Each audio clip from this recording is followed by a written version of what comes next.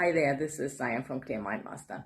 Aren't you bored with meditation and journaling and affirmations and getting up at 4:30 in the morning to listen to motivational tapes and videos and audio and I don't know what?